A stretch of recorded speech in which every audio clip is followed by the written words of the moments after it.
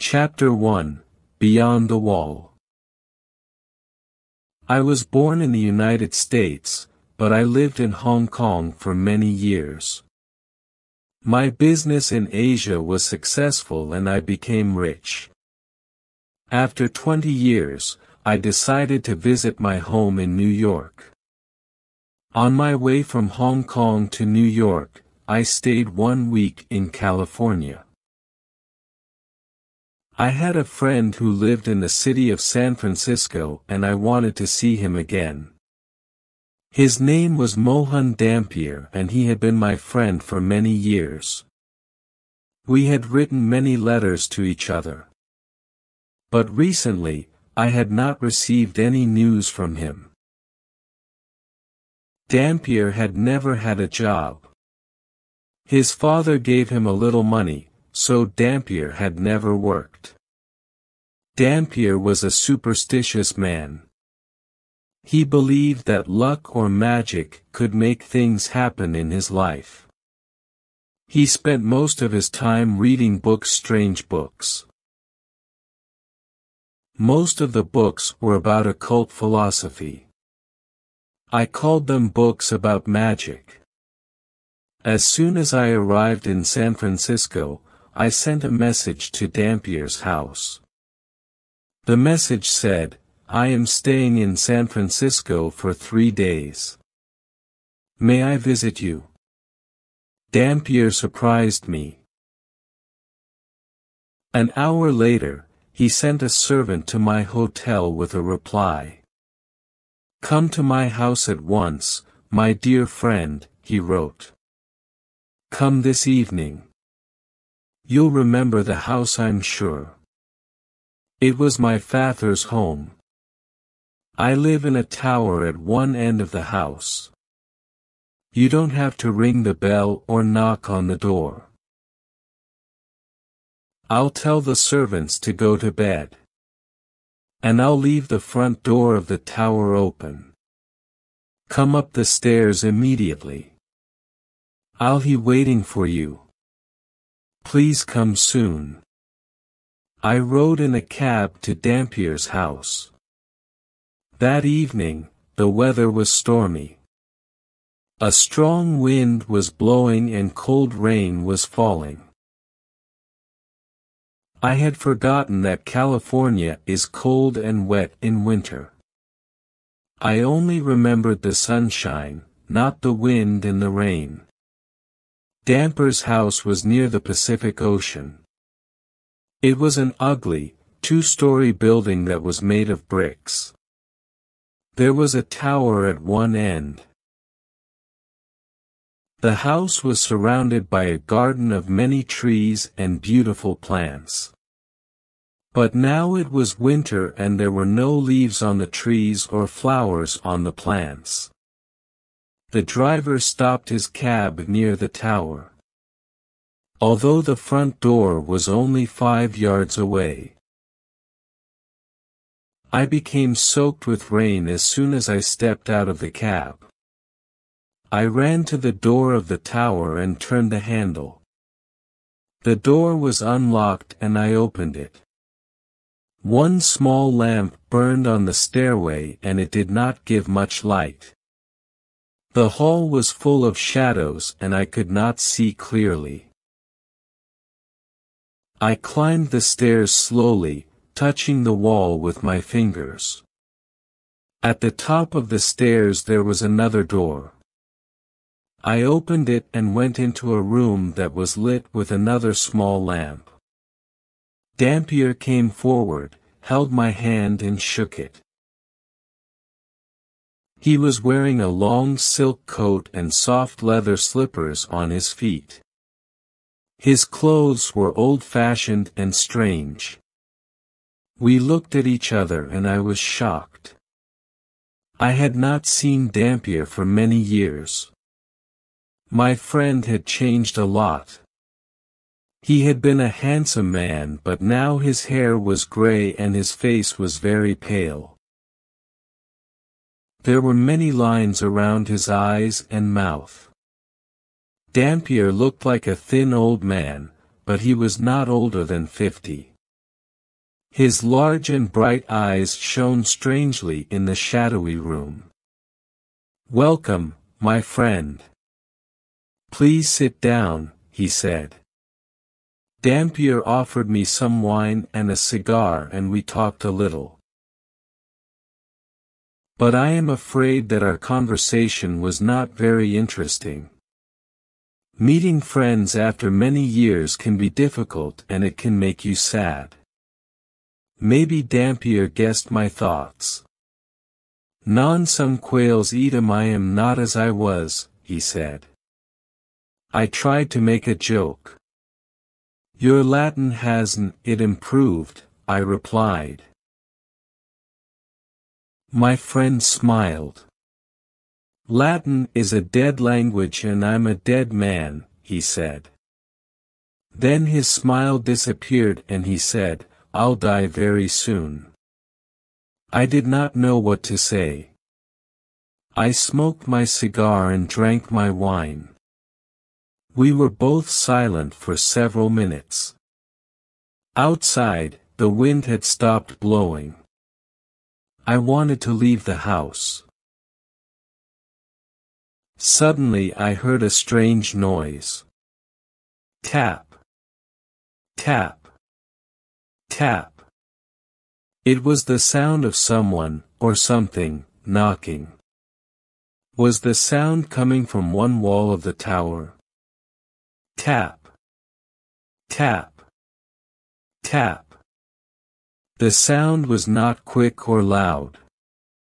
It was not the sound of someone knocking loudly on a door. The soft tapping sounded like someone sending a signal, a message. Dampier had forgotten me. He was staring at the wall. There was a strange expression on his face. My friend looked excited and afraid. His eyes shone brightly. I did not know what to do. Should I go or stay? I stood up. I see that you are very tired," I said. "I'll leave.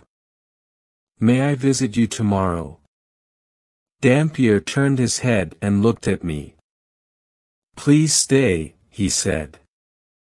"There's no problem. Nobody is there." He walked to a small window and opened it. I had not noticed the window earlier. "Look," he said. I walked across the room and looked out of the window. I could see nothing except the light of a street lamp and rain falling. No one was standing outside. There was no one near the wall of the tower. "Please don't leave me," said Dampier. "I must tell you a story.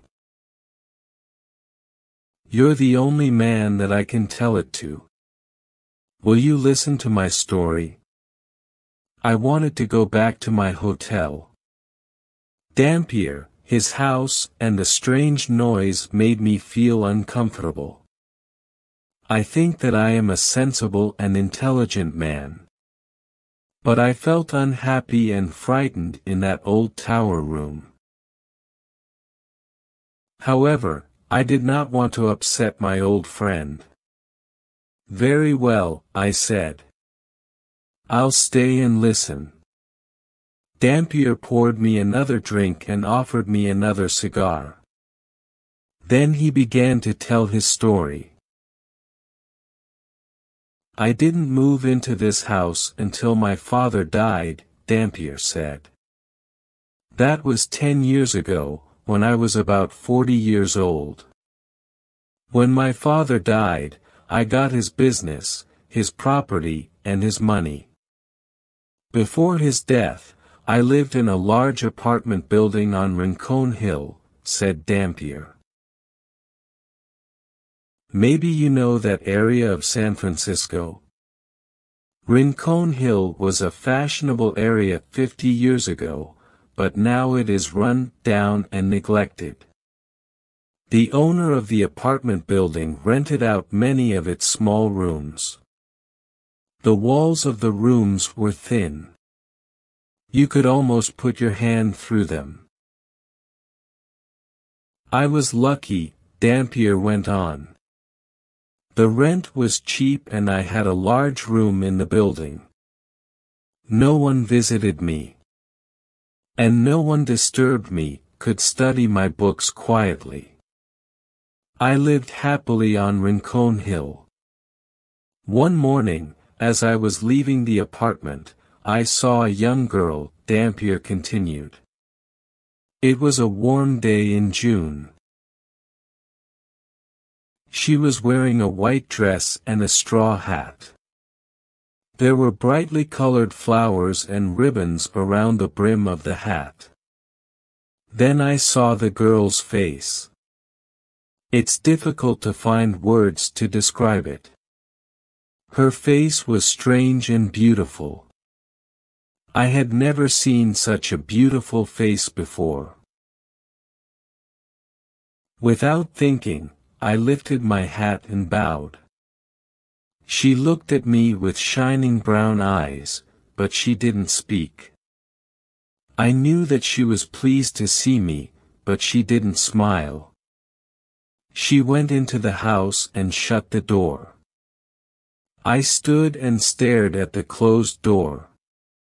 Would I see her again? Should I speak to her?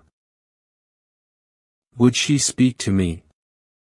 Maybe you think that these are the thoughts of a much younger man, said Dampier. And maybe you're right. But these feelings were new to me. I'd never been in love before.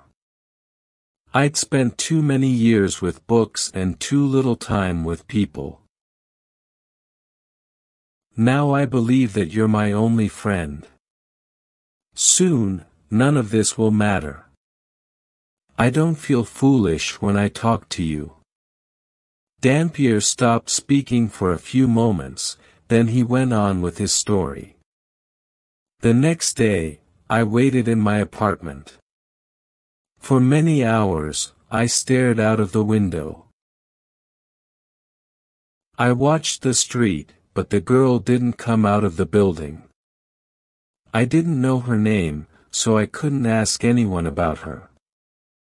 That night I couldn't sleep.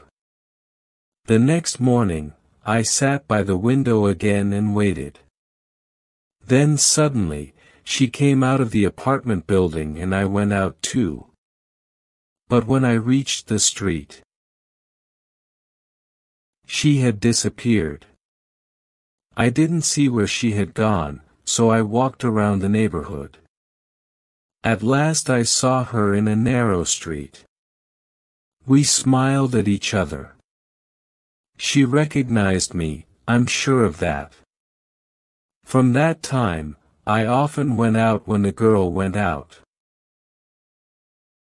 She always wore the straw hat with the brightly colored flowers and ribbons on its brim. I didn't follow her. I simply walked around the neighborhood, and hoped to see her again. At last, I went to the landlady of the apartment. Who is the girl with the pretty face and the straw hat? I asked her. She's my niece, sir, the landlady replied. She's a servant in this house. She lives here because her parents are dead. She works for me, she cooks and cleans the building. I also send her to buy our food. She lives at the top of the house. Her room is next to yours, but at the top of the other staircase. Oh, my friend. I wish that I'd never heard that piece of information, Dampier said to me. The girl's room was next to mine. She was on the other side of the thin wall. At night, I put my hand on the wall and I thought of her. Was her bed by the wall? Was she sleeping only a few inches from my hand? I couldn't study because of the girl, said Dampier. My mind wasn't clear. I only thought about the girl. I couldn't study my books about the occult. I'd never wanted to marry, Dampier went on. I'd never wanted a wife and children. I was only interested in learning. And I could never marry a poor, uneducated servant girl. My father would never have given his permission. All my money came from my father. If he had stopped giving me money, well. What happened next? I asked. My friend looked at me sadly. I stopped waiting for her and I stopped watching her. I only studied. I spent all my time reading my books. But one hot night I couldn't sleep. Thoughts were racing around and around in my mind. I thought again and again about the beautiful girl. I wanted to be with her. She was only on the other side of the wall. I tapped on the wall. I tapped very gently 3 times.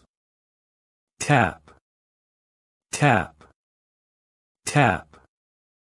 I tapped again. Tap. Tap. Tap. Then I felt foolish. I was behaving like a boy who is in love for the first time.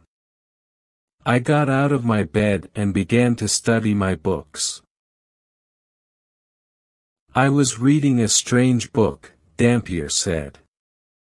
It was a book of occult philosophy by Necromantius. You would call it a book of magic and superstition. In his book, Necromantius describes how to be a fortune-teller. Necromantius also wrote about strange and terrible things that happened 3 times. When these things happened 3 times, death would come. Necromantius called this a fatal triad. I believe that a fatal triad has happened to me. Why? I asked. What happened? While I was alone, reading that strange book by Necromantius, said Dampier, I heard a sound. It was a soft tapping sound. It came from beyond the wall. It was the answer to my own signal. Tap. Tap. Tap. I knew that the pretty servant girl was sending a message to me. She wanted me to come to her.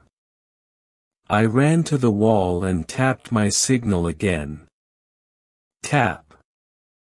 Tap. Tap. But after that, there was silence. She didn't reply to any of my other signals. I listened for many hours, but I heard nothing more. For many days after this, I looked for the girl, Dampier said. But I never saw her again. I tried to forget her.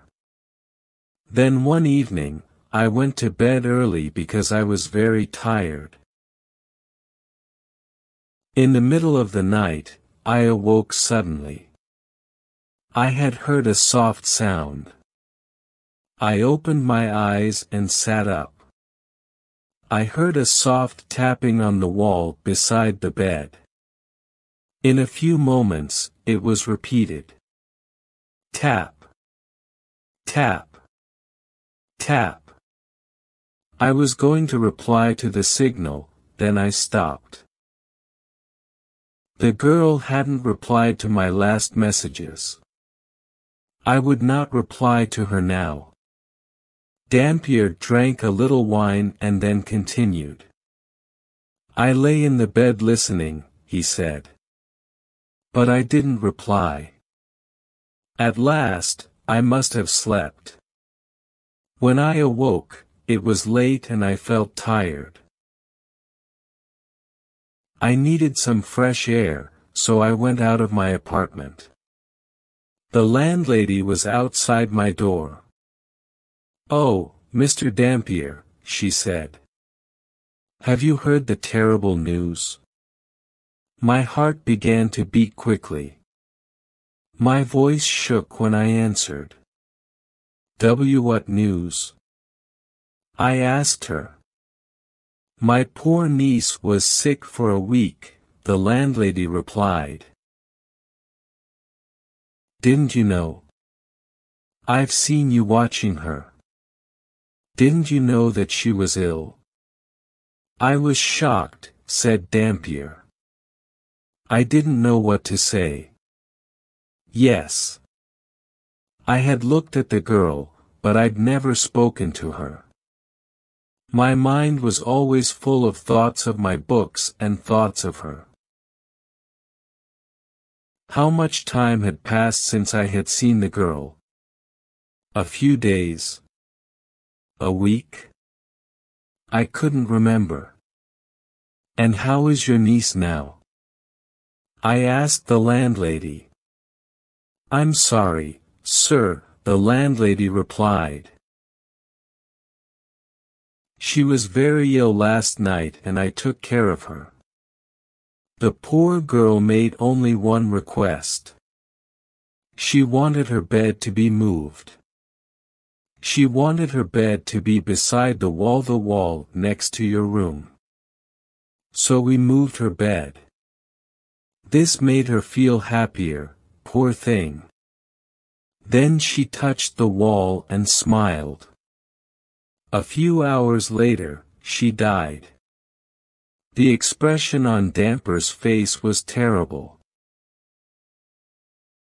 There were tears in his eyes as he continued his story.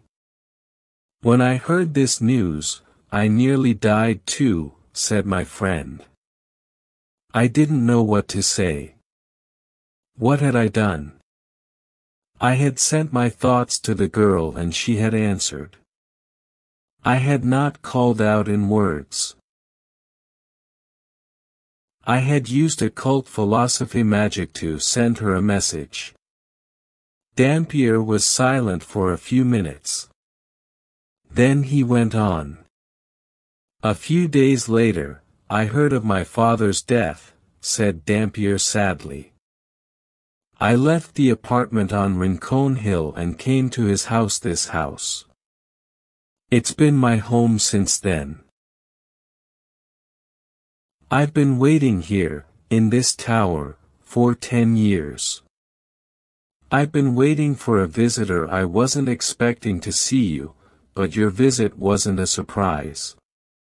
Necromantis tells us how signs are repeated 3 times. You've heard my story. You must decide if my story has happened because of a fatal triad. I heard the tapping twice before.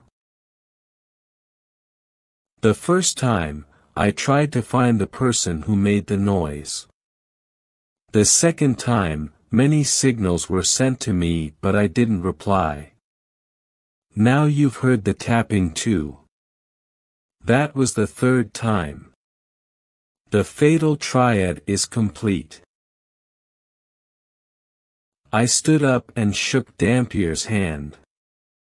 My friend knew that I understood his sadness and pain. He pressed my hand with his fingers and smiled. I said good night. There was nothing more to say.